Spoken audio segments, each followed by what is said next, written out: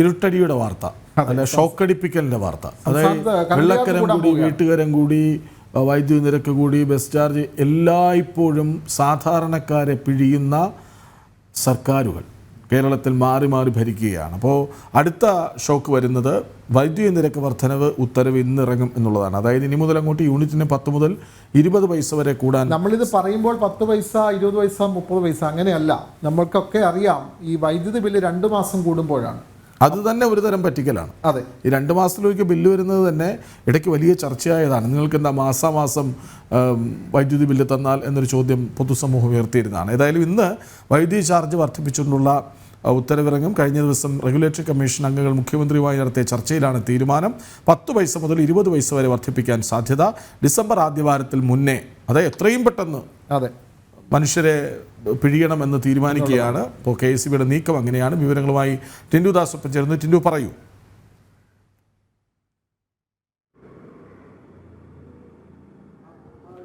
Good morning Krishnaraj, വിനോദ. സംസ്ഥാനത്ത് ഇന്നു മുതൽ പുതിയ നിരക്ക് പ്രഖ്യാപിക്കുമെന്നുള്ള വാർത്തയാണ് പുറത്തു വരുന്നത്. മുഖ്യമന്ത്രി ഇന്നലെ റെഗുലേറ്ററി കമ്മീഷനുമായിട്ട് കൂടിക്കാഴ്ച നടത്തിയിരുന്നു. പൊതു ഹിയറിംഗിന് ശേഷമുള്ള ഒരു കൂടിക്കാഴ്ചയായിരുന്നു. അന്തിമ തീരുമാനം മുഖ്യമന്ത്രിയുമായിട്ട് കൂടിക്കാഴ്ച നടത്തിയതിനു ശേഷം മാത്രം പ്രഖ്യാപിക്കുമെന്നായിരുന്നു KECBയുടെയും റെഗുലേറ്ററി കമ്മീഷന്റെ ഭാഗത്തു നിന്നുണ്ടായിരുന്ന അറിയിപ്പ്.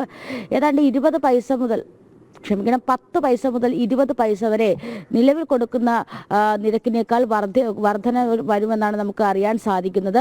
35 പൈസ വരെ വർദ്ധിപ്പിക്കണമെന്നായിരുന്നു KECB റെഗുലേറ്ററി കമ്മീഷനോട് ആവശ്യപ്പെട്ടിരുന്നത്. അതോടൊപ്പം തന്നെ KECB ഉദ്ദേശിക്കുന്നത് ഒരു 6% വർധനവാണ്. ഈ വർധനവ് ഒരിക്കലും നടക്കാൻ സാധിക്കില്ല എന്ന് ഈ റെഗുലേറ്ററി കമ്മീഷന്റെ പൊതു ഹിയറിംഗ് നടക്കുന്ന സമയത്ത് എല്ലാവരും ഒരേ ശബ്ദത്തിൽ ആവശ്യപ്പെടുന്നതാണ്. പാലക്കാടും കോഴിക്കോടും തിരുവനന്തപുരത്തും ഒക്കെ പൊതു ഹിയറിംഗ് ഉണ്ടായിരുന്നു. അവിടെ KECBക്ക് രൂക്ഷ വിമർശനങ്ങളാണ് പൊതുജനങ്ങളിൽ നിന്നും ഏൽക്കേണ്ടി വന്നത്. പക്ഷെ അവിടെയും KECB നിലപാട് മാറ്റിയില്ല. 35% വർധനവ് വേണം എന്ന് തന്നെയാണ് ആവശ്യപ്പെട്ടത്. ഏറ്റവും പ്രധാനപ്പെട്ട കാര്യം 50 യൂണിറ്റിന് താഴെ വൈദ്യുതി ഉപയോഗിക്കുന്നവർക്ക് ഈ ഇരുട്ടടി അല്ലെങ്കിൽ ഇത്തരത്തിലുള്ള വർധനവ് വരുത്തരുത് എന്ന് ഒരു ആവശ്യം ഉയർത്തുന്നു. പക്ഷെ ആ ആവശ്യം കൂടി പരിഗണിക്കുന്നുണ്ടോ എന്ന് വേണം നമുക്ക് മനസ്സിലാക്കേണ്ടത്. പിന്നെ മറ്റുള്ള കാര്യം, വിലങ്ങാട്, ചൂരൽമല, മുണ്ടക്കയം അവിടെയൊക്കെ ഉള്ള ഉരുൾപൊട്ടലിന്റെ പശ്ചാത്തലത്തിൽ അവർക്കുള്ള ധനസഹായങ്ങളോ അല്ലെങ്കിൽ അവർക്കുള്ള മറ്റ് സഹായങ്ങളോ ഒന്നും സർക്കാർ നൽകുന്നില്ല. അപ്പോൾ ഈ മേഖലയിലും ഈ കറണ്ട് അല്ലെങ്കിൽ ഈ വൈദ്യുതി ബില്ലൊക്കെ വർദ്ധിപ്പിക്കുന്നത് ഈ മേഖലയിലുള്ള ജനങ്ങളൊക്കെ കാര്യമായിട്ട് ബാധിക്കുന്നതാണ്. ആ വിഷയവും കൂടി പരിഗണനാ വിഷയമായി എടുക്കണമെന്ന് പല ഇടങ്ങളിൽ നിന്നും ഒരേ ശബ്ദത്തിൽ അഭിപ്രായമുയർന്നു. ആ അഭിപ്രായവും KECBയും സർക്കാരും കൈക്കൊണ്ടിട്ടുണ്ടോ എന്ന് വേണം മനസ്സിലാക്കേണ്ടത്. ഇന്നലെയോടുകൂടി ഇത്തരത്തിൽ പുതുക്കിയ വൈദ്യുതി നിരക്ക് പ്രഖ്യാപനത്തിൽ വരുമെന്നായിരുന്നു അറിയിച്ചിരുന്നത്. പക്ഷേ ഇന്നലെ മുഖ്യമന്ത്രിയുടെ ഒരു അസൗകര്യം ഉണ്ടായിരുന്നു. പക്ഷേ ഇന്നലെ വൈകുന്നേരത്തോടു കൂടി മുഖ്യമന്ത്രിയുടെ പ്രതിനിധിയും റെഗുലേറ്ററി കമ്മീഷനുമായിട്ട് കൂടിക്കാഴ്ച നടത്തിയിട്ടുണ്ടെന്നാണ് നമുക്ക് അറിയാൻ സാധിക്കുന്നത്.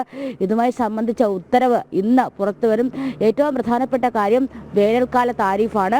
സമ്മർ താരിഫ് എന്ന ഇനത്തിൽ സമ്മർ താരിഫ് എന്ന് പറയുന്ന ഇനത്തിൽ അധിക തുക കൂടി ഈടാക്കണമെന്ന ആവശ്യം KECBയും മുന്നോട്ട് വെക്കുന്നുണ്ട്. ഈ സമ്മർ താരിഫും കൂടെ വരികയാണ്. നമുക്കറിയാം ഈ കഴിഞ്ഞ നടപ്പ് സാമ്പത്തിക വർഷത്തിൽ 2023-2024-25 സാമ്പത്തിക വർഷത്തിൽ 2 തവണയാണ് ഇത്തരത്തിൽ വൈദ്യുതി നിരക്ക് വർദ്ധിച്ചത്. സ്ലാബിനത്തിലും അതോടൊപ്പം തന്നെ മറ്റു നികുതി ഇനത്തിലും 2 തവണയാണ് വൈദ്യുതി നിരക്ക് വർദ്ധിച്ചത്.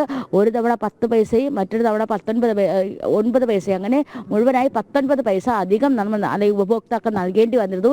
ഈ 2 തവണ ഇത്തരത്തിൽ നിരക്ക് വർധനവ് കൊണ്ടുവന്നിട്ടും KECBക്ക് നഷ്ടമെന്നല്ലാതെ വേറെ മറ്റൊരു അല്ലെങ്കിൽ ലാഭം എന്നൊരു കാര്യം പറയാനില്ല. അതുകൊണ്ട് തന്നെയാണ് ഈ സമ്മർ താരിഫ് കൂടെ ഏർപ്പെടുത്തണമെന്ന ആവശ്യം മുന്നോട്ട് വെക്കുന്നത്.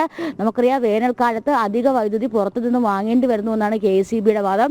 2019 മുതലുള്ള കരാറുകൾ പുനഃസ്ഥാപിക്കാതിരിക്കുന്നത് വലിയൊരു അടിയായിട്ട് KECBയെ തിരിച്ചു ബാധിച്ചിട്ടുണ്ട്. പക്ഷെ അതിനൊക്കെ പരിഹാരമായിട്ട് KECB കാണുന്നത് സാധാരണക്കാരായിട്ടുള്ള ജനങ്ങളിൽ നിന്നും അധിക പണം ഈടാക്കുക എന്നൊരു മാർഗമാണ് KECB കാണുന്നത്. അതുകൊണ്ട് തന്നെയാണ് വേനൽക്കാല താരിഫ് ഏർപ്പെടുത്തണമെന്നൊരു ആവശ്യവും കൂടി ഉൾപ്പെട്ടിട്ട് അല്ലെങ്കിൽ റെഗുലേറ്ററി കമ്മീഷനോട് അറിയിച്ചിട്ടുള്ളത്.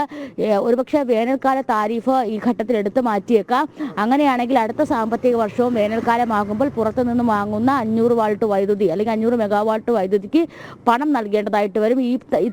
ഈ കഴിഞ്ഞ സാമ്പത്തിക വർഷം പുറത്തു നിന്നും വൈദ്യുതി വാങ്ങിയത് യൂണിറ്റിന് 6 രൂപ നിരക്കിലാണ് വൈദ്യുതി വാങ്ങിയത്. അത് KSEB സർക്കാരിനെ സംബന്ധിച്ചിടത്തോളം വലിയ നഷ്ടമാണ്.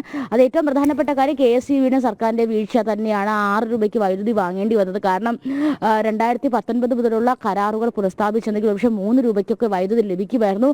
ആ കരാർ പുനഃസ്ഥാപിക്കാതെ കരാറിൽ വീഴ്ച വരുത്തിയത് സർക്കാരും KSEB ഒക്കെ തന്നെയാണ്. അതുകൊണ്ട് തന്നെയാണ് ഇത്തരത്തിൽ അധിക തുക കൊടുത്ത് വൈദ്യുതി വാങ്ങേണ്ടി വരുന്നത്.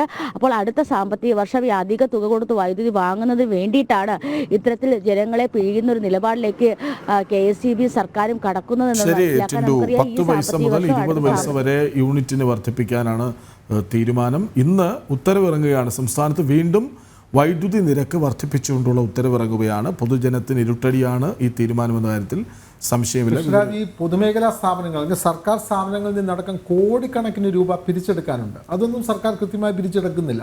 അതുകൂടാതെ ഇപ്പോൾ പുതിയൊരു തീരുമാനം വന്നിട്ടുള്ളത് പൊതുമേഖലാ സ്ഥാപനങ്ങളുടെ ഏകദേശം 272 കോടിയോളം രൂപ വൈദ്യുതി കുടിശ്ശിക സംസ്ഥാന സർക്കാർ എഴുതി തള്ളാൻ പോവുകയാണ്. അതായത് സമ്പന്നർ അങ്ങനെ പൊയ്ക്കോട്ടെ, അതെ, എത്രയെത്ര സ്വകാര്യ സ്ഥാപനങ്ങൾ കൊടുക്കാനുണ്ട്. അപ്പം അതൊക്കെ വാങ്ങാൻ കഴിവില്ല, അല്ലെങ്കിൽ അതൊന്നും വാങ്ങണ്ടെന്ന് തീരുമാനിക്കുന്നു. സാധാരണക്കാരെ കൂടുതൽ നിരക്കിലാണ് വൈദ്യുതി വാങ്ങുന്നത് എന്ന് പറഞ്ഞ് പിഴിഞ്ഞെടുക്കുന്നു. ഒരു ദിവസം വൈകിയാൽ ഫ്യൂസ് വരും. യെസ്, അതാണ് അവസ്ഥ. വിവരങ്ങൾ നൽകുകയായിരുന്നു ടി. ദാസ്.